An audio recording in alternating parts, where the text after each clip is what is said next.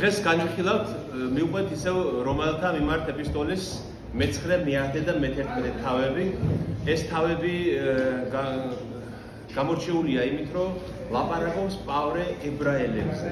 ისრაელზე ლაპარაკობს პავლე ებრაელებზე, ანუ იმ ხალხზე, ვისაც ასე ვთქვათ, ეს დიდი განსაცდელი შეემთხვა, რადგან მათში განხორციელდა, მათგან უნდა მოსულიყო იესო ქრისტე, მესია და დაბრკოლდა ბევრი მათგანი დაეცა. აი პავლე თვითონ ასე წერს, ნახეთ, რადგანო მათ ეკუთვნითო ძეობა და დიდებაო. რჩეულიერი იყო. ღვთის შვილობა მათ ეკუთვნით და დიდებაც. ცნებანი და რჯულისდება, ცნებებიც მათ მიეცათ, რჯულიც მათ მიეცათ. ღვთისმსახურება და აღქმანი. მათნი არიან მამანი, რომელთაგან ხორციელად არის ქრისტე ღმერთი, ყველაზე ამაღლებული, კურთხეული უკუნისამდე ამენი. პავლე წერს, რომ დიდია ჩემი მსუხარება ამის გამო, რომ წესით ამ ხალხს უნდა პირველს მიეღო იესო ქრისტე, მაგრამ ასე არ მოხდა და ვერ იცნეს მათ იესო ქრისტე, აი ლოდი, დაბრკოლების ლოდზე წაიქცნენ, დაილეწნენ და ბევრი გაება მახეში, ამბობს პავლე. პავლე ცდილობს აგვიხსნას ჩვენ რატომ მოხდა ეს ყველაფერი? რატომ? რომ ჩვენ ქრისტიანებს შესაბამისი დამოკიდებულება გქონდეს ისრაელთან და ებრაელებთან. ხომ ასეა? აი მე მინდა წაგიკითხოთ ბიბლიიდან რამოდენიმე ადგილი ღმერთი რას ამბობს ისრაელს. ვინმე რომ არ თქვას რომ ესო მხოლოდ ძველ აღთქმაში იყო, მე წაგიკითხავთ სამარადისო რაღაცებს, რომ ღმერთი ამბობს რომ ეს სამარადისოდ ითქვა, ასე იქნება. და ჩვენ დავფიქრდეთ იმაზე, მაშინ დღეს ისრაელის დიდი ნაწილი ვერ ცნობს კიდევ ქრისტეს, ხომ იესო ქრისტეს? და რა ვქნათ ჩვენ როგორი დამოკიდებულება გქონდეს ამ ყველაფერთან? ნახეთ. ბიბლიის მეორე წიგნში, თორაში ამბობს ღმერთი ისრაელზე. ასე ამბობს თქოუფალი, ჩემი პირმშოშვილია ისრაელი, გეუბნება გაუშვი ჩემი შვილი, რათა თაყვანის მცეს. მოსეს როცა აგზავნის ფარაონთან, ეუბნება, ასე უთხარიო ფარაონსო, ჩემი პირმშოშვილია ისრაელი. გაუშვი, რომ თაყვანის მცეს მე. თავის შვილს უწოდებს ღმერთი ისრაელს. ნახეთ. შემდეგ იერემია წინასწარმეტყველს ეუბნება ღმერთი. ისრაელს უთხარიო, ისრაელი ამ დროს ძალიან ცუდ მდგომარეობაშია. ბაბილონი ემუქრება, რომ დაიპყრობს, გაანადგურებს, წაიყვანს ხეობაში. და იერემიას პირით ამბობს ღმერთი. სამარადისო სიყვარულით შეგიყვარე, ამიტომაც მადლი შეგინახე. ისრაელს ეუბნება, რომ სამარადისო სიყვარულით შეგიყვარე. რას ნიშნავს სამარადისო? რომ არასდროს არ დამთავრდება, ხომ ის სიყვარული? ანუ ისრაელი მაშინაც უყვარდა ღმერთს და შემდეგ გაბნეულები რო იყვნენ თელ მსოფლიოში, მაშინაც უყვარდა, დღესაც უყვარს და სამარადისო სიყვარულით შეგიყვარე. ასე ამბობს და ამიტომ მადლი შეგინახე. რას ნიშნავს მადლი შეგინახე? ანუ ჩემი კეთილგანწყობა, რომ ჩემი შვილად ვთვლი შენ, მადლი ამას ნიშნავს. ყოველთვის იქნება შენახულია ეს მადლი. მადლი შენახულია ჩემთან, რომ ყოველთვის მეყვარები როგორც შვილი ისე. შემდეგ ნახეთ იერემია წინასწარმეტყველი 31-ე თავი ისევ. ასე ამბობს უფალი, თუ მაღლა ცა გაიზომება და დაბლა მიწის საფუძვლები გამოიკვლევა, მაშინ მეც შევიძულებ ისრაელს მთელ მოდგმას, რაც კი ჩაუდენია იმის გამო, ამბობს უფალი. აი თუ ვინმე მთელ კოსმოსს როდისმე გამოიკვლევს და დედამიწის შუაგულში რა ხდება იმასაც გამოიკვლევს, მაშინ მეც შევიძულებ ისრაელს. ანუ არასდროს არ შევიძულებ ამბობს ღმერთი ისრაელს, რომ სამყაროს ვინ გამოიკვლევს ბოლომდე გალაქტიკებს, ხო მილიარდობით. აი ღმერთი ამბობს, რომ ეს იმდენად დაუსრულებელი იქნება ჩემი სიყვარული ისრაელის მიმართ. ამას მე კი არ ვიგონებ. იკითხავთ ბიბლიაში რა წერია იმ ჩვენ რა აღიარებულ წიგნი რაც არის ქრისტეს ეკლესიაში.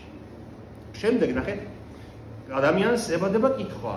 კი მაგრამ ხო მათაც ეს ჯვარს ქრისტე? ხო მათ უმტრეს ქრისტე?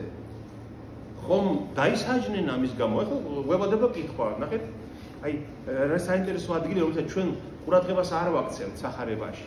როდესაც ქრისტეს გამოუყვანა პილატემ ებრაელებს, წინამძღოლს, წიგნობრებს, ფარისევლებს და მათ მინდევრებს, გამოუყვანა ქრისტე ნაცემი ნატანჯი, ხო? და ეუბნება, მე ამ კაცში ვერაფერი ბრალი ვერ ვიპოვებ. ესენი რას ეუბნებიან?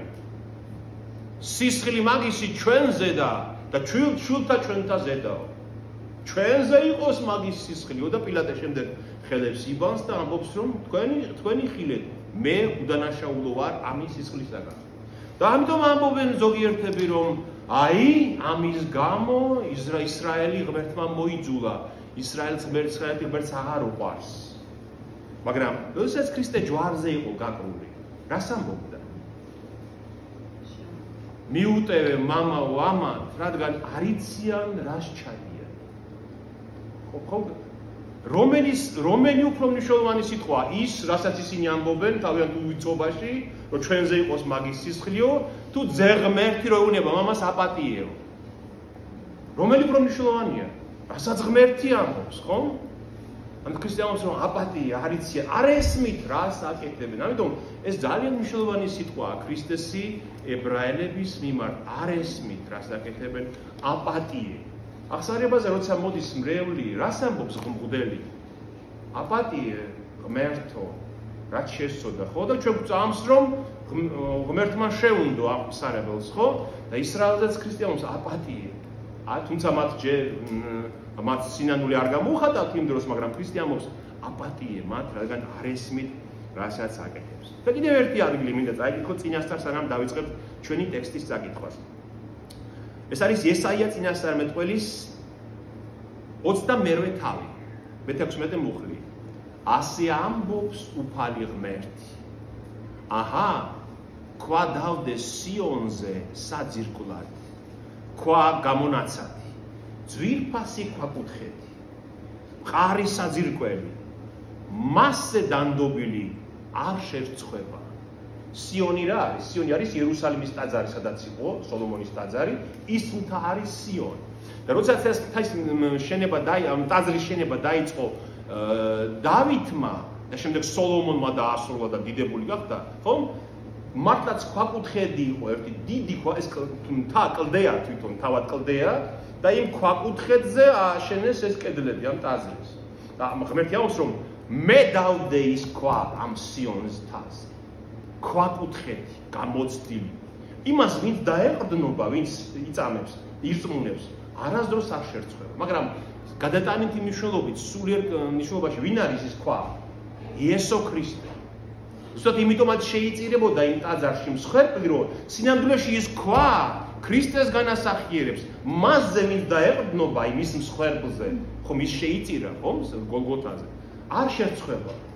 სირცხვილს არ მიიღებს ღმერთის წინაშე. მაგრამ თან ღმერთი ამბობს ისაიას პირით, ეს არის ისაიას მერვე თავი, რომ ეს ლოდი რო დევს ქრისტეს სიმბოლო იერუსალიმის საძირკველში, ტაძრის საძირკველში, ნახეთ რა ამბობს?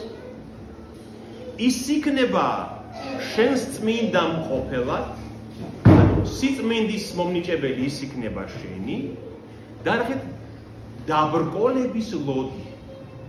დაბრკოლების ლოდად და წაფორხილების კლდედ ისრაელის ორი სახლისთვის, ანუ ჩრდილოეთ ისრაელისთვის და სამხრეთ იუდეისთვის, ისე იერუსალიმისთვის. წაფორხილების ლოდი იქნება ის, ნახეთ. ბადედ და მახედ იერუსალიმის მკვიდრთათვის. ბადე და მახე იქნება იერუსალიმის მცხოვრებებისთვის. ბევრი წაიფორხილებს მასზე და დაიცემიან და დაილეწებიან, გაებმებიან და გაიხლართებიან. როდის წაიფორხილეს ამ ლოდზე? ქრისტეს მოსვლის დროს. ამას წინასწარმეტყველებს ისაია 7 საუკუნით ადრე, რომ აი კიდევს ის ლოდი, რომელიც ქრისტეს განასახიერებს ტაძარში. მასზე უნდა დაეყრდო, მასზე ის უნდა იწამოს სინამდვილეში, მაგრამ მოხდება ისე ერთ დროს, როცა მესია მოვა, რომ მრავალი წაიფორხილებს, გაებმებიან ბადეში, დაბრკოლდებიან, და მლოდზე დაეცემიან და დაილეწებიან. როდის დაილეწნენ? როდის დაილეწნენ? ქრისტეს ჯვარცმიდან 40 წლის შემდეგ, რომის იმპერიამ თავზე დაალეწა ის ტაძარი იერუსალიმს. დაილეწებინ და დაიმსხვრევენ. ხო, ეს ცნობილია, რომ დაანგრიეს რომელმა იმპერატორმა, მხედართმთავარმა ტიტემ, მართლა დაალეწეს და საძირკვლამდე დაიყვანეს ტაძარი. ეს დიდებული ტაძარი იმ ლოდამდე დავიდა მართლა იერუსალიმის ტაძარი. ეს ნაწინასწარმეტყველები იყო წინასწარ. ღმერთმა წინასწარ იხილა, რომ ეს დაემართება ისრაელს. და პავლე მოციქული წერს ან მე-11 თავებში, როგორ ღვთის განგებულება რა იყო სინამდვილეში, რატომ მოხდა, რატომ დაუშვა ღმერთმა ეს, რომ ასე მოხდა. ნახეთ? ამბობს პავლე მოციქული, აი მოდი დავიწყოთ მე-6 მუხლიდან. მაგრამ არა ისე თითქოს გაცუდდას სიტყვა ღვთისა, ვინაიდან ყველანი როდი არიან ისრაელიტელნი, რომელიც არიან ისრაელისგან. არც შვილნი არიან ყველანი, რომელიც აბრაამის თესლისგან არიან, რომლებიც არც შვილი არიან ყველანი, რომლებიც არიან აბრაამის თესლისგან, არამედ ითქვა ისააკის მიერ იწოდება შენი თესლი. ანუ შვილი ისრაელის და ნამდვილი ისრაელიტი ის არის, ამბობს პავლე მოციქული, ვინც აღთქმის შვილია. ეს აღთქმა რაში მდგომარეობდა, რომ აბრაამს აუთხა ღმერთმა, რომ შენი თესლისგან მოვა მესია, ანუ მაშიახი, იესო ქრისტე, ეს ყველაფერი ერთ და იგივეა და მისგან, შენი თესლისგან იკურთხევა დედამიწის მთელი მოდგმა. ამბობს, რომ აბრაამს ორი ძე ჰყავდა, ხომ? ისააკი, სარასაგან, ნამდვილი ცოლისაგან და მეორე შვილი ისმაელი აგარისაგან. აგარი იყო მონაქარი. აბრაამს და სარას ეგონათ, რომ შვილი აღარ გაგვიჩნდება ჩვენო, შეეჭრდნენ ხესმით, შეეჭრდნენ აღთქმაში ღმერთისა და აგარისგან, მხევლისგან გააჩინა აბრაამმა ისმაელი. მაგრამ ღმერთმა უთხრა, დაანებე თავი ჩემს დახმარებას. მე რაც აღგითქვი, ის მოხდება და ღრმა მოხუცებულობაში აბრაამს ეყოლა ისააკი, ისააკს ეყოლა იაკობი, იაკობს ეყოლა 12 ვაჟი, 12 შტო ისრაელის და რომელი შტოდან მოვიდა იესო ქრისტე? იუდას შტოდან. და იაკობი როცა მოხუცებულია და კვდება სიკვდილის წინ ააკურთხებს თავის შვილებს და ეუბნება იუდას არ წაერთმევა მეფობის კვერთხი. არასოდეს სხვა შტოდან მეფე არ იქნება ისრაელში, იუდასთან იქნება მეფობის კვერთხი, სანამ, ნახეთ რას ამბობს იაკობი, ეს ბიბლიაში წერია მეორე წიგნში, პირველ წიგნში, სანამ არ მოვა შვიდობის მომტანი და ის იქნება იმედი ხალხთა. ანუ ჭეშმარიტი ღმერთისგან მოსული მეფე, ანუ იესო ქრისტე, იუდას შტოდან უნდა მოსული. და პავლე ამბობს, რომ ის არის მხოლოდ ნამდვილი ისრაელიტი, ვისაც ეს აღთქმა სწამს. ხსმით? აი დღესაც მაგალითად ებრაელებს კი სწამთ, რომ უნდა მოვიდეს მაშიახი. მაგრამ ის, ვინც ქრისტე არ იწამა, ამ გაგებით არ არის ჭეშმარიტი ისრაელიტი. რომ იუდას შტოდან მოვიდა, დავითის შტოდან, იუდას თესლისგან მოვიდა მესია, მაშიახი, მაგრამ არ იწამეს. ამაზე ამბობს პავლე მოციქული. შემდეგ ამბობს, რომ მე-16 მუხლით ჩახედეთ, მაშასადამე არა მას, ვისაც სურს, არა მას, ვინც რბის, არამედ მას, ვისაც ეწყალვის ღმერთი. გესმით? საკუთარი მონდომებით კი არ მოხდა ამ შტოს გამორჩევა, არამედ ღმერთმა ასე ინება. დედის მუცელში იყვნენ იაკობი და მისი ძმა ამბობს. და დედის მუცელშივე გამოარჩია. ღმერთმა და თქვა, რომ აი უმცროს დაემორჩილება უფროს. პავლეს ლოგიკა რა შემდგომარეობს, რომ აი ანუ იაკობი როცა და მისი ძმა როცა მუცელში იყვნენ, იაკობი და ესავ, ხომ? დედამის განუცხადა ღმერთმა, რომ ორი ხალხია შენს მუცელში. და იცოდე, რომ აი მეორე რომელიც დაიბადება, უმცროსი რომელიც იქნება, იმას დაემორჩილება უფროსი. და პავლეს ლოგიკა ამაში მდგომარეობს, რომ დედის მუცელში რამე საქმეს ხო ვერ ჩაიდნენ ის ბავშვები ჯერ ისეც, რომ ღმერთს ამიტომ ამოერჩია. არამედ ინება მან მხოლოდ ესე და გახსოვდეთ, რომ დამსახურების მიხედვით კი არ ხდება ეს, არამედ ღმერთმა ინება და იმიტომ მოხდა. გესმით? ამიტომ ამბობს ღმერთიო, რომ ღმერთი ამბობს ასე რომ ვისაც მინდა შევიწყალებ და ვისაც არ მინდა არ შევიწყალებ. ანუ ღმერთის ნება ასეთი. შემდეგ ამბობს ნახეთ მე-29 მუხლი და როგორც წინასწარმეტყველა ესაიამ უფალ საბაოთს რომ არ დაეტოვებინა ჩვენთვის თესლი იქნებოდით როგორც სოდომი და გომორას დავემსგავსებოდი. ნახეთ ეს არის ესაიას პირველი თავიდან ამბობს რომ ღმერთს რომ არ ენება ჩვენი გადარჩენა და ჩვენგან ამის მოსვლა ჩვენ სოდომის და გომორასავით ვიქნებოდით. ანუ პავლეს უნდა ისრაელს შეაგნებინოს რომ თქვენი დამსახურების გამო კი არ მოხდა ეს ღმერთმა ასე განაგო. რას ვიტყვით? მაშინ რა ვთქვათ? წარმართნი რომელიც არ ეძიებდნენ სიმართლეს ეწივნენ სიმართლეს რწმენის მიერ ხოლო ისრაელი რომელიც ეძებდა სიმართლის რჯულს ვერ მისვდა. რატომ? იმიტომ რომ არა რწმენის მიერ ეძებდნენ რამედ ჯულის საქმეთა მიერ რადგანაც წაიფორხილეს ფერხს ამოსაკრავ ქვაზე. რას ნიშნავს ეს მუხლი? ძალიან მნიშვნელოვანია. წარმართნი რომლებიც არ ეძებდნენ სიმართლეს. წარმართები ვინ იყვნენ? ყველა სხვა ხალხი ისრაელის გარდა, ხო? მათ არც ჯული ჰქონდათ, არც მცნება ჰქონდათ, სიმართლეს არც ეძებდნენ ღმერთისაგან. ისინიო ეწივნენ სიმართლესო რწმენის მიერ. გამოჩნდა ქრისტე, იწამეს წვერი გულით და სიმართლეში შევიდნენ. აღსრულდა მათ თავზე აღთქმა. და ისრაელიო, რომელიც ეძებდა თავის გამართლებას რჯულის აღსრულებისაგანო, ვერ მიწვდა ამ სიმართლეს. ანუ ცნებები კი ჰქონდათ, რჯული ჰქონდათ, მაგრამ ესენი ვერ მიწვდნენ ქრისტეს სიმართლეს. რატომ? პავლეს ამს კითხავს. რატომ? იმიტომ რომ საკუთარი საქმეების დამსახურებას ელოდნენ, დამსახურება მიაჩნდათ, რომ რამე ჩაიდინეს ღვთის სათნო და ამიტომაც ვერ მიწვდნენ ღვთის სიმართლეს. პავლეს და ამიტომაც წაიფორხილესო, ამიტომაც დაეცნენ და წაიფორხილეს იმ ლოდზე, რომელიც ისაიასთან წერია მე-8 და 22 თავზე. რადგან როგორც დაიწერა, აჰა, მე დავდებ სიონში ქვას ფეხს ამოსაკრავს და კლდეს დაბრკოლებისას მის მიმართ მორწმუნე თავს არ შეირცხვენ. ანუ პავლე რას ამბობს, რომ ამ ლოდზე იმიტომ დაიფორხილეს, რომ მათ ეგონათ, რომ დაიმსახურეს სიმართლის ჯული. სინამდვილეში ისეთივე ცოდვილები იყვნენ ისინიც, როგორც წარმართები. ჩვენ ხო ეს წინა თავებში წავიკითხეთ. და წაიფორხილეს და დაეცნენ ამ კლდეზე. ამის თქმა უნდა პავლეს. შემდეგ მე-10 თავიდან, ნახეთ. ძმანო, ნდომა ჩემი გულისა და ჩემი ვედრება ღვთის მიმართ ისრაელისთვის არის მის დასახსნელად.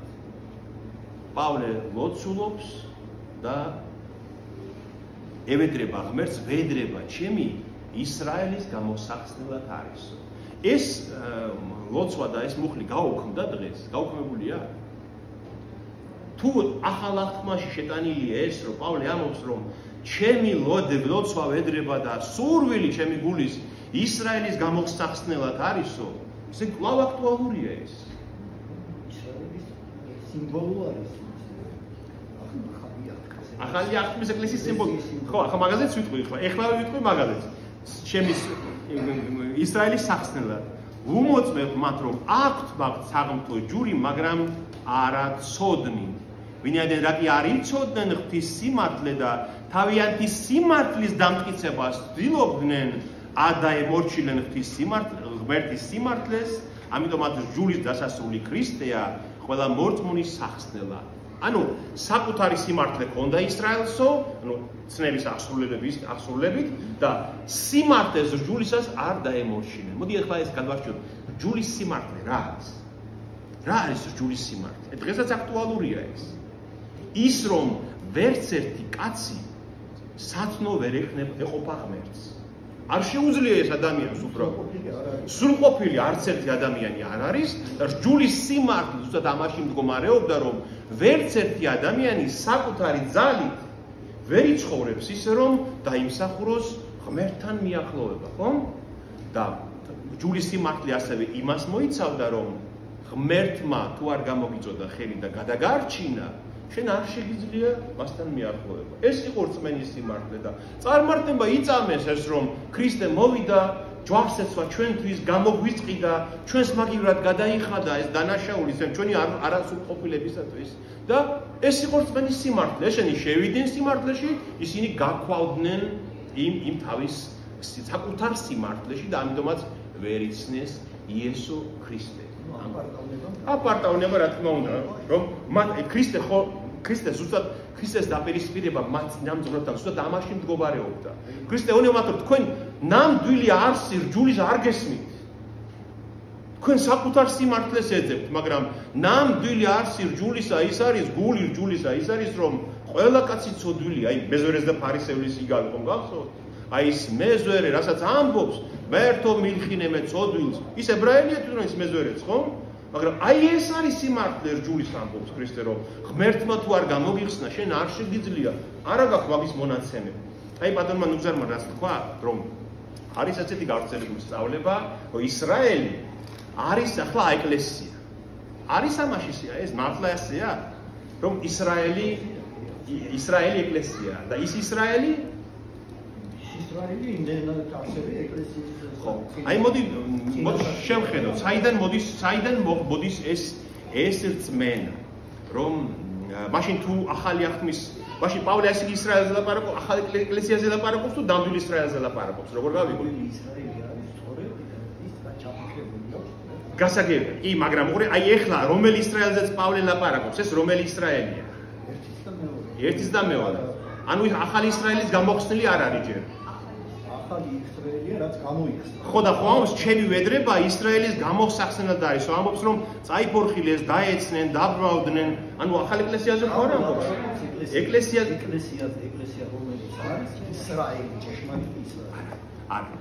იცი მე მგონია რომ უნდა გავარჩიოთ ეს ორი რამე ერთმანეთსგან. უყურე. რატომ დაემართა ეკლესიას ეს? რომ მან ჩათვალა, რომ ისრაელი აღარ არსებობს. რატომ დაემართა ეს? უყურე. აპოკალიფსისში წერია, რომ როცა მოვა იესო ქრისტე, ის იმეფებს 1000 წელიწად, ხო? ეს წერია, ხო? ზოგი პირდაპირ იგებს ამას, ზოგი სხვანაირად იგებს. მოვიდა ქრისტე, გამოჩნდა უფალი, მეორე და იმეფა მან 1000 წელიწად, ხო? ეს მოლოდინი ქრისტესი ყოველთვის ეგონათ რომ პირველი საუკუნის ბოლოს იქნება, ან 1000 წლის შემდეგ იქნება, ან როცა გესმით? არ ჩანს ეს ქრისტე რომ მოვიდეს და იმეფოს, არ ჩანს, გესმით? ერთი საუკუნე გავიდა, მეორე, მესამე. ახლა უყურე რა მოხდა? მეოთხე საუკუნეში კონსტანტინემ პრივილეგია მისცა ქრისტიანობას. გესმით? მეოთხე საუკუნეში ქრისტიანობა აღარ არის დევნილი, გახდა სახელმწიფო რელიგია და ქრისტიანობა გახდა მეფე ფაქტიურად, გესმით? დაიწყო ქრისტიანობა მეფობა უკვე. გესმით? და ადამიანებმა იფიქრეს, ესე იგი პირდაპირ კი არ უნდა გავიგოთ ეს, რომ ქრისტე იმეფებს თვითონ. აი ჩვენი მართლმადიდებელი იმპერატორი რომ მეფობს, ეს არის ქრისტეს მეფობა თურმე. მაგრამ ამან ძალიან ბევრ უბედურებას შეიყვანა ეკლესია. როგორ ამ ქვეყნიური მეფე თუა იმპერატორი არ მეფობს, არ აწარმოებს ბრძოლას, არ ჩაგრავს ხალხს, არ იპყრობს ქვეყნებს, სამართლიანი მეფე ხო ვერ იქნება ის, როგორ შეიძლება ის იყოს ქრისტესავით მეფე, ხო? გესმით? აი ეს რწმენა რომ ქრისტე უკვე მეფობს, თან ხვდება იმას, რომ თურმე ეკლესია არის ახალი ისრაელი. ქრისტესთან ერთად დაიწყო ეკლესია მეფობა და ძველი ისრაელი საბოლოოდ გაუქმდა. გესმით? მაშინ იმ სიტყვებს რა უყოთ? სამარადისოდ შეგიყვარებ ეუბნება და მადლი შეგინახე. ახალ ეკლესიაზე ამბობს? ხო, ეს შეიძლება თქვენი რწმენა, მაგრამ მე არ მგონია რომ ესე იყოს. ასე იყოს. ძველი ისრაელს ეუბნება ამას, ნამდვილ ისრაელს ეუბნება, თავის ხალხს ეუბნება, ახალ ეკლესიას, მართლმადიდებლურ ქრისტიანულ ეკლესიას თავისი ადგილი აქვს სამსახურში და ღმერთმა ეს წინასწარ განიზრახა, რომ ორისგან ერთი შეექმნა, წარმართებისგან და თავისი რჩეული ერისაგან ორისგან ერთი შეექმნა, მაგრამ ისრაელს თავისი ადგილი აქვს კვლავ. შემდეგ აი ნახეთ აი უყურეთ რა შევქეთ, აი თუ მაგის გასაბათილებლად ნახეთ, არ მინდა ძმებო, პავლე ამბობს, რომ არ იცოდეთ ეს საიდუმლო და თქვენ საკუთარ მსჯელობას არ დაეღრმოთ. რომ ისრაელის სიბრმავე ნაწილობრივია, დროებითია, სანამ არ შემოვა წარმართა მთელი სიმრავლე. ანუ ეკლესიის სიბრმავეზე ლაპარაკობს. თუ ეკლესია ისრაელი ნამდვილი, ამბობს ისრაელის სიბრმავე ნაწილობრივია, დროებით არის ბრმაო. ისრაელი სანამ ყველა არ შემოვა, ანუ ჩვენ ვამბობთ რომ ბრმა არის ეკლესია, მაშინ რაღა არის ეკლესიაზე ლაპარაკობს. მებრძოლი ეკლესია. აბა რო სხვა ეკლესია რომ ზეთიური ეკლესია, ნამდვილი ეკლესია, ცოდისა და ეხლა მაგის გამართლება არა, ისრაელზე ლაპარაკობს, რომ ისრაელის ერის სიბრმავე დროებითია ნაწილობრივია, სანამ ესენი იმიტომ გაქვავდნენ ამ თავიანთი ჯიუტეში, რომ სხვებმა იწამონ და სხვები შემოვიდნენ სარწმუნოებაში. ამას ამბობს პავლე მოციქული, რომ ჩვენზე არ ამბობს ამას, რომ ჩვენ თურმე ბმანი ვართ ნაწილობრივ დროებით და გაჯიუტებული ვართ და ვერ ცნობენო ქრისტესო, კაცო. ვერ ცნობენ ქრისტეს, როგორ ჩვენ თუ მისი ეკლესია ქრისტეს ვერ ვცნობთ, მაშინ რაღა არის ჩვენი სარწმუნოება? ხო, არა, მასე არის. შემდეგ ნახეთ. მე თავიდან გავაგზავნოთ, ნახეთ. მოსე მეხუთე მუხლი, წაიკითხეთ თქვენს, მოსე წერს რჯულის სიმართლე. ხა პავლეს უნდა აგვიხსნას, რა იყო რჯულის სიმართლე. რჯულის სიმართლისთვის წერს მოსე, რომ მისი აღმასრულებელი კაცი მისით ცხონდება. ანუ რჯულს 613 მცნებას მოსესაც ვინც შეასრულებს, ცხონდება, ანუ გადარჩება. ხოლო რწმენის სიმართლე ამბობს, ნუ იტყვი შენს გულში, ვინ ამაღლდება ზეცად, ესე იგი ქრისტეს ჩამოსაყვანად, ან ვინ ჩავა უფსკრულში, ესე იგი ქრისტეს ამოსაყვანად ყდრეთით, მაგრამ რას ამბობს წერილი? ახლოა შენთან სიტყვა, შენს ბაგეზეა და შენს გულშია. ეს არის რწმენის სიტყვა, რომელსაც ვქადაგებ. რადგან თუ შენი ბაგეებით უფლად აღიარებ იესოს, ხოლო შენს გულში იწამებ, რომ ღმერთმა აღადგინა იგი მკვდრეთით, ცხონდები. ახლა ნახეთ, ეს ძალიან მნიშვნელოვანია ჩვენთვისაც, ჩვენი რწმენისთვის. ძველ აღთქმაში მოსეს რჯულში იყო ასე. ეს არის მეორე რჯულიდან, ეს არის თორის მეხუთე წიგნი. მოსემ მიიყვანა ერი ისრაელი საზღვართან. ისრაელი აღთქმულ მიწაზე უნდა შევიდნენ და ამ საზღვართან მოსე კიდევ ერთხელ იმეორებს ამ რჯულს, რაც მათ მიეცათ სინას მთაზე, ეუბნება. და ფაქტიურად აქ ფორმდება ხელშეკრულება ღმერთსა და ისრაელს შორის. ჩამოუთვალა მოსემ ყველა ეს მცნებები და ამბობდა ხალხმა, ვინც ეს შეასრულოს იყოს ასე, ამინ. და ვინც ეს არ შეასრულოს იყოს წეული ესე, ამინ. და გაფორმდა ხელშეკრულება ღმერთს და ისრაელს შორის და აწერია, რომ ვინც ერთი მცნება მაინც და არ ღვიოს ამით ამ რჯულიდან, იყოს წეული. და მოსე ეუბნება მათ. ნუ იტყვითო ხალხო, ნუ იტყვითო, რომ ეს მცნებები შორს არისო თქვენგან. რომ ზეციდან არის მოსული ეს მცნებები და ვინ შეასრულებს ახლა ამას? აი, თქვათ მითხრა ღმერთმა რაღაც მცნება და ვინ ჩამოვა ზეციდან, რომ ამიხსნას ახლა ეგ მცნება, რომ მე ჩემ გავიგო მე. ნუ იტყვეო ამასო. შენს ბაგეშია და შენს გულშიაო.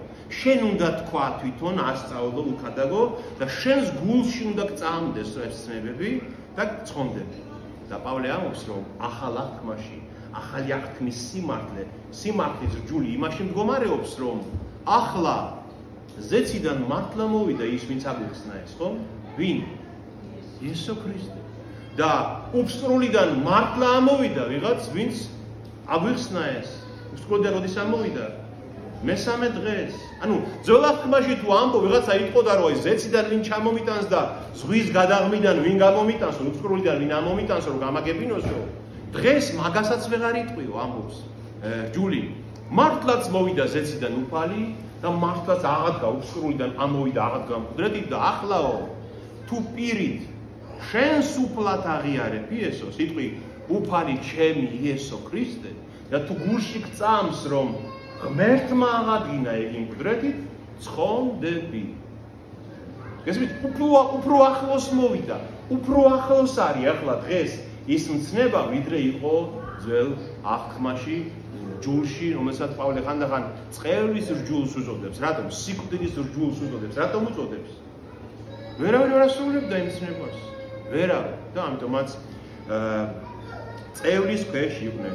ამრიგად რწმენა სმენისგან, ხოლო სმენა ღვთის სიტყვისაგან. უნდა მოусმინო ღვთის სიტყვას და ისმინო ის. ნახეთ, იგივე, იმ საკითხს მივუქმდეთ. ნახეთ შემდეგ, მე კი არა პავლე ამბობს.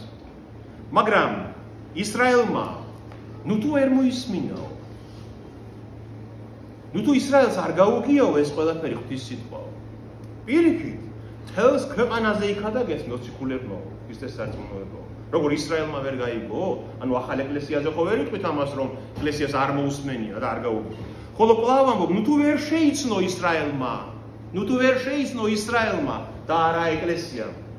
პირველად მოსი ამბობს, მე აღზრავ თქვენში შურს არა ხალხის მიერ, უგულისხმო ხალხით გაგარისხებ თქვენ. ისრაელმა დაინახა, რომ სხვა ხალხი გახდა ღმერთის ხალხი ამის გამო, რადგან მათ არ იწამებს და იმ ხალხის შური აღიძვრება მათში, რადგან სხვებმა იწამეს. ხოლო ესაია კადნიერდება და ამბობს, ვეპოვნინე მათ, რომლებიც არ მეძებდნენ და გამოვეცხადე მათ, რომელიც არ მკითხულობდნენ, ანუ წარმართებზე ლაპარაკობს. ისრაელისთვის კი ამბობს, თელ დღეს ვიწვდიდი ხელებს ურჩი და უჯიათი ხალხის მიმართ. ანუ ეკლესია ურჩი და უჯიათი ხალხის მიმართ და იწვის ხელბელ არ. ასე არ არის ნამდვილად. ასე არ არის. ეს ჩვენ გვინდა, ჩვენ შეიძლება სიმბოლურად გვინდა, რომ ჩვენ ახალი ისრაელი გვეწოდოს. შეიძლება კი განკვეთილად თქვა, რომ აი ჩვენ ხალხ ამოვარჩია ღმერთმა ეს ხალხი, მაგრამ ისრაელს ღვთის წინაშე თავისი ადგილი აქვს. პავლე ამბობს, რომ დროებითია ეს სიბრმავე მათ. დროებითია ეს გაჯიუტება, თუმცა ყველა საუკუნეში ისრაელშიც იყვნენ ებრაელები, ვინც მესია იცნო. ყოველთვის იყვნენ მათ შორის დავიწყო პირველ საუკუნიდან რა მოციქულები ებრაელები არ იყვნენ? ღვთისმშობელი ებრაელი არ იყო, სტეფანე მოწამე ებრაელი არ იყო, ძალიან ბევრი. მაგრამ ხო. მაგრამ თვითონ ერს ისრაელს სამარადისოდ შეგიყვარე რახან ეუნება, რაღაცა თავის ფუნქცია აქვს, რომელიც ძალიან მნიშვნელოვანია. თუნდაც ზაქარია თუ ჩვენ ბიბლია გვწამს, ზაქარია წინასწარმეტყველი რას ამბობს? ქრისტეს გამოცად შედგება ქრისტეს ფეხიო, ზეთისხილის მთაზე შედგება ქრისტეს ფეხიო. მეორედ მოსვლა, სად არის ზეთისხილის მთა? იერუსალიმში. იერუსალიმში. უფრო მეც გეტყვით, აი მიმინდა რომ ეს ბოლომდე გავარჩიოთ. ზაქარია წინასწარმეტყველის მეათე თავში რას ამბობს ზაქარია წინასწარმეტყველი? მეათე თავში წერია. წაიკითხეთ თქვენ თვითონ. როცა გამოჩნდება ქრისტე მეორეთო, იცნობენ მას ისინიცო, ვინც შუბი უგმირაო მას. და დაიტირებენ მას ისე როგორც შვილის გამოტირიან. ვიზე ამბობს? ისრაელზე. გესმით? და ესაია ამბობს, რომ კითხავენ მასო, რომ ეგ რა ჭრილობები გაქვს ხილზეო? ესაო, ჩემი მოყარების სახში ვარ ნაცემიო ეტყვის. ანუ იმ სახში, სადაც ცემეს. შემდეგ კი უფრო მეც ამბობს, როცა დაიტირებენ, აი ატირდებიან ისე როგორც აი შვილი რო შემოაყდება ადამიანს, ხო? და მე შემდეგ რომ გამოეცხადოს ეს შვილი, აი ესე მწარეთ ატირდებიანო და ატირდებაო დავითის სახლიო და ნათანის სახლიო. ანუ დავითს ყავდა ორი შტო, სოლომონის და ნათანის. ანუ დავითის სახლის, სოლომონის შტო და ნათანის. ანუ მთელი ის შტო, საიდანაც ქრისტე მოვიდა, იცნობს მას და ეს ხალხი იგლოვებს იმის გამო, რომ შემოკლეს საკუთარი ერიდან მოსული მესია. ეს ისრაელთან არის კავშირში. თუ ჩვენ წინასწარმეტყველება და ძველი აღთქმა გვწამს, ბიბლია გვწამს, ეს ისრაელთან არის კავშირში. ამიტომ ისრაელს რაღაც ფუნქცია თავისი აქვს, არ გაუქმებულა ეს ფუნქცია. ამიტომ ჩვენ ვართ ეკლესია, ქრისტეს ეკლესია ვართ ჩვენ და შეიძლება სიმბოლურად ახალი ისრაელიც ვართ. კი ბატონო, ასე თქვა. მაგრამ ისრაელის უარყოფა არ შეიძლება. ეს არაბიბლიურია. გესმით რომ მაშინ ჩვენ ვეწინააღმდეგებით ახალ აღთქმას. და მოდი მეთერფეტ თავის მნიშვნელოვანი ადგილები წავიკითხოთ და ამით დავასრულოთ. ნახეთ, ამრიგად ვამბობ მეთერფეტე თავი. ნუ თუ ღმერთმა განიშორა თავისი ხალხი, ვიზი ამბობს, რომელ ხალხს ამბობს? ისრაელს, ებრაელებს. ნუ თუ ღმერთმაო მოიშორა თავის ხალხიო? პასუხი: არამც და არამც. რადგან მეც ისრაელიტი ვარ, აბრაამის თესლისგან და ბენიამინის ტომიდან. მეც ებრაელი ვარ. თუ მოიშორა, მაშინ მე ვიღავარ ამბობს პავლე მოციქული. მეც ხო ებრაელი ვარ ამბობს. არ განუშორებია ღმერთს თავისი ხალხი, რომელიც წინასწარ იცნო, ან იქნება არ იცით, რას ამბობს წერილი ელიასთვის, როგორ შეშჩივის იგი ღმერთს ისრაელის გამო, უფალო, შენი წინასწარმეტყველი მოკლეს და შენი საკურთხეველი დაანგრიეს, მე მარტო დავრჩი და ეძიებენ ჩემს მოკლასაც ამბობს, ჩემს სულს ამბობს ელია. რადგან რას ეუბნება მას ღმერთის პასუხი? ღმერთი ეუბნება ელიას. ეს არის კერთაყვანისმცემლობის დრო ისრაელში, როცა დაკარგა რწმენა ისრაელმა და ელია ამბობს, რომ ღმერთო, ჩემი მოკლაც უნდათო, ერთი მეღა დავრჩიო, შენი მორწმუნე ისრაელშიო. და რას ეუბნება ღმერთის პასუხი? მე დავიტოვე ისრაელში 7,000 კაცი, რომელსაც მუხლი არ მოუყრიათ ბაალის წინაშე. ღმერთი ეუბნება, შენ ნუ გეშინია ელია. მე ისრაელში 7,000 კაცი მყავს, აი ახლა შენ რო გონია რომ შენ მარტო ხარ, 7,000 კაცი მყავს დატოვებული, რომლებიც ჭეშმარიტ წმენაში არიან. ამჟამადაც, ნახეთ, მადლის მიერი არჩევანი გადარჩა ნაშთი. მადლის მიერი არჩევანი გადარჩა ნაშთი. ვინ არის ის ნაშთი? ის ხალხი, ვინც იწამა იესო ქრისტე. ებრაელებსაც შორისაც იყვნენ ესეთები, ვინც იწამა მისი მოსვლა და ჯვარცმა. და ისინიო მათო, ვინც არ იწამესო, მათთვისაც დაიწერაო, ნახეთ, რასაც იმ ებრაელებზე, ვინც ქრისტეა ჯვარცაცო, რასაც ეძებდა ისრაელი, მას ვერ ეწია, ხოლო რჩეულნი ეწიენ და ნარჩენებს კი დაევსოთ თვალი. ისრაელს შორის რჩეულნი მიწვდნენ ქრისტეს ჯულს, დანარჩენებს კი დაებსოთ თვალი. როგორც დაიწერა, მისცა მათ ღმერთმა მთლემარე სული თვალნი, რომელიც ვერ ხედავენ და ყურნი, რომელიც ვერ ისმენდნენ. ღმერთმა დაუფსო თვალი, მათი ბოროტების გამო, დაუხშო ყური და ვერ ხედავენ. მე თქვენთვის ეს მithქვამს, ნახეთ, ვათესახარებაში არის ერთი ადგილი, როდესაც ქრისტეს მოკვლას გადაწყვეტენ ებრაელები და მის შემდეგ ქრისტე მათ იგავებით ელაპარაკება. გასაკვირი ადგილი, მე მოწაფეები ეკითხებიან კიდევაც, რომ კაცო, ეს იგავებით რატო ლაპარაკობ ამათთან? როცა ქრისტეს, ასე თქვა, აი მარტივ ენაზე გადაეწურა, ღმერთი უკვე მიხვდა, რომ ესენი არ მობრუნდებიან, დაუხშო ყური, დაუფსო თვალი. და ეუბნება, რომ იმიტომ ლაპარაკობ იგავებით, რომ არ გაიგონ არაფერი. ხო ძიმე სიტყვა, ხო? არ გაიგონ და არ გადარჩინენო, ასე ამბობს. ეს რას ნიშნავს, რომ დროა ყველაფერს. ერთხელ, ორჯერ, სამჯერ, 10ჯერ, 12ჯერ, ბოლოს დაბრმავდა კაცი, დაეხშო ყური, ესმის ვერაფერს იგებს და დასაყრდნად განწირულია. ამიტომ არ შეიძლება ხვალზე თქვა დღეს, პავლე როგორც ამბობს, სანამ ღიტყვი დღეს უნდა მოისმინო მისი სიტყვა, გესმით? იმიტომ რომ თუ იმ საშინელ მდგომარეობაში გადახვედი შენ რომ ვეღარაფერს ხედავ, ხომ გინახავთ ეგეთი ხალხი? ელაპარაკება არაფერი არ ისმის. ინტელექტი ადანააკლია. აქვს ინტელექტუალური ადამიანია, მაგრამ ღვთის სიტყვას აბსოლუტურად ბრმა ღვთის სიტყვისთვის და პავლე ამბობს, რომ აი მათი ბოროტების გამო დაებსოთ თვალი და დაეხშოთ ყური. მე კი ვამბობ, ნუ თუ წაიფორხილეთ, ნუ თუ დაეცნენ, არამც და არამც, არამედ მათი დაცემისაგან არის წარმართთა ხსნა, რათა აღიძრას მათში საღმრთო შური. პავლე ამბობს, რატომ მოხდაო ეს, იცით რომ, რატომ დაუშვა ღმერთმა ეს მათი დაცემა? იმიტომ რომ მათი დაცემისგან წარმართთა ხსნა არის.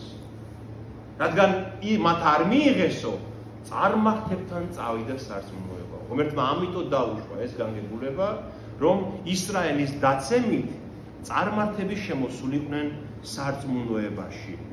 თქვენ გეუბნებით წარმართთ, რომაელებს ეუბნება, რამდენადაც წარმართთა მოციქული ვარ, ვადიდებ სახურებას ჩემსას.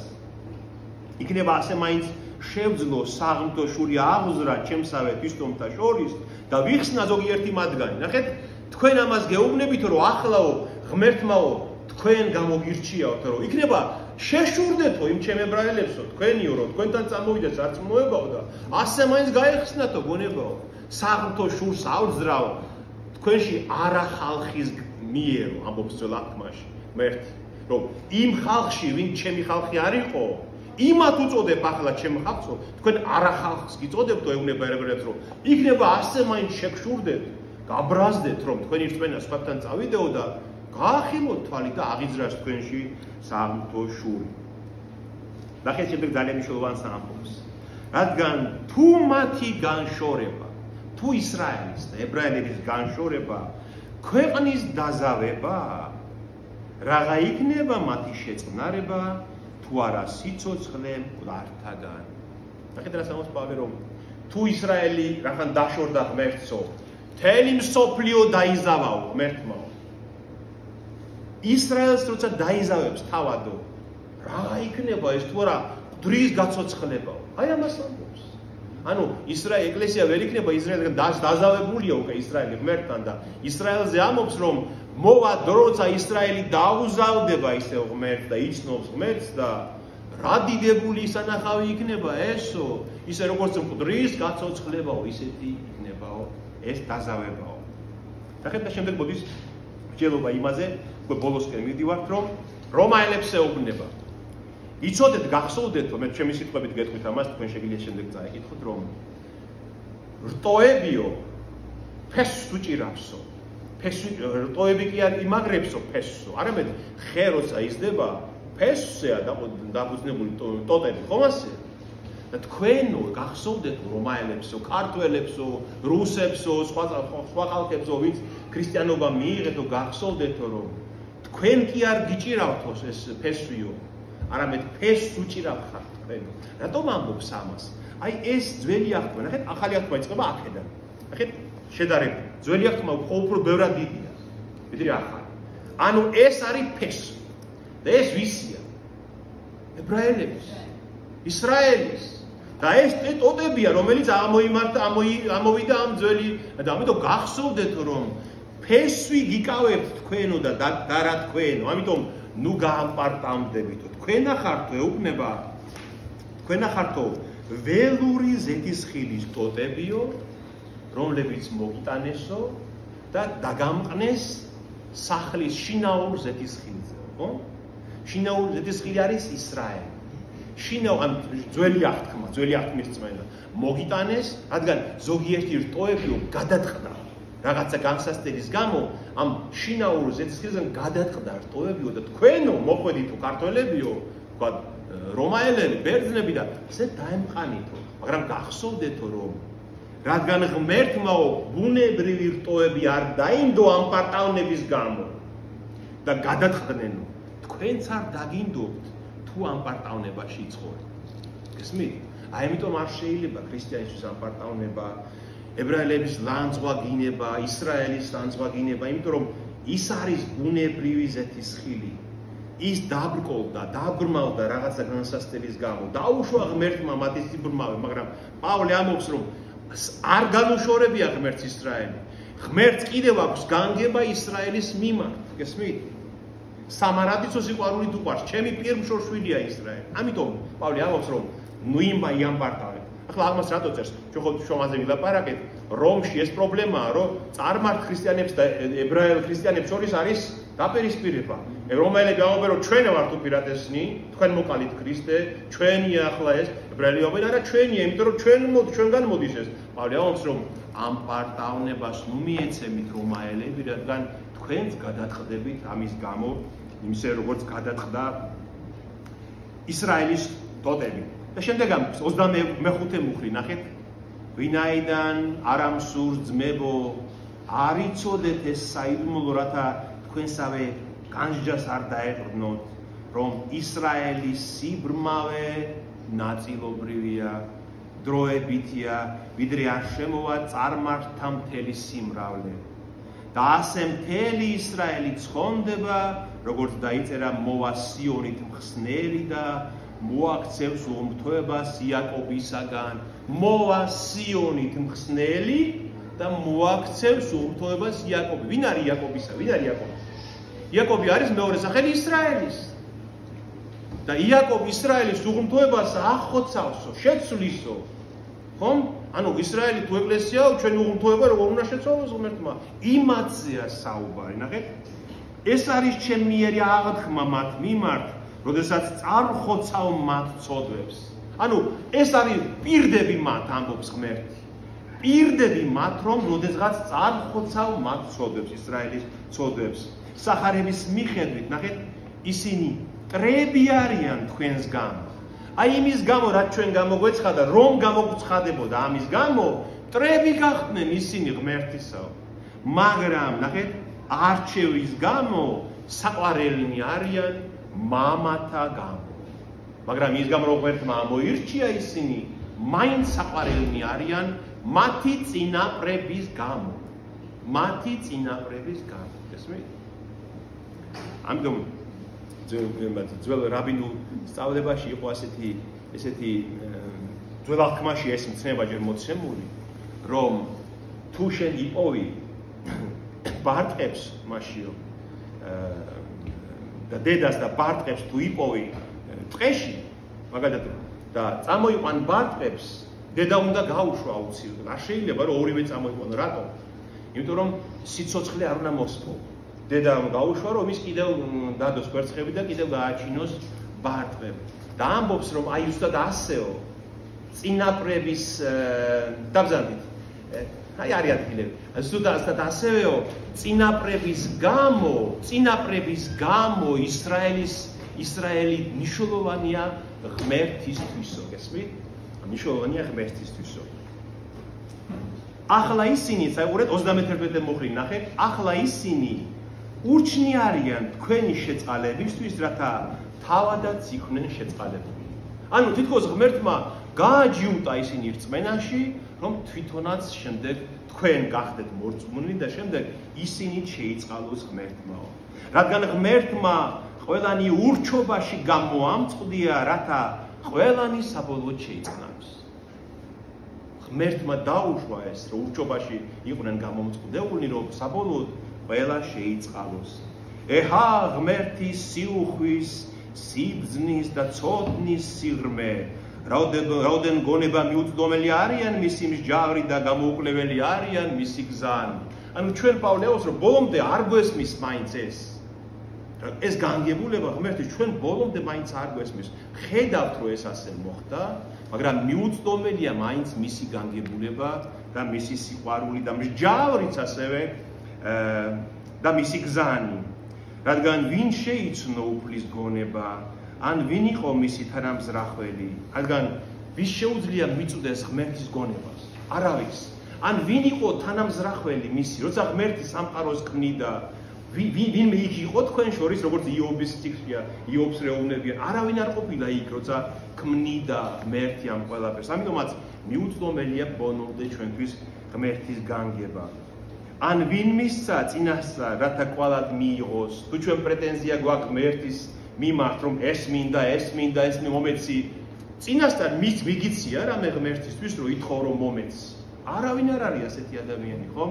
ამიტომაც ჩვენ უნდა მივენდოთ იმას, რაც გაგვეცხადა. რადგანაც მისგან და მის მიერ და მის მიმართაა ყოველი, იდება მას უკუნისამდე. ქრისტეზე ამბობს მისგან, მის მიერ და მის მიმართ არის ყველაფერი, რაც ჩვენ მოგვეცა, რაც გაგვეცხადა. ამიტომ, ნახეთ, ძალიან დიდი უბედურებები დატრიალდა ხომ სოფლიოში.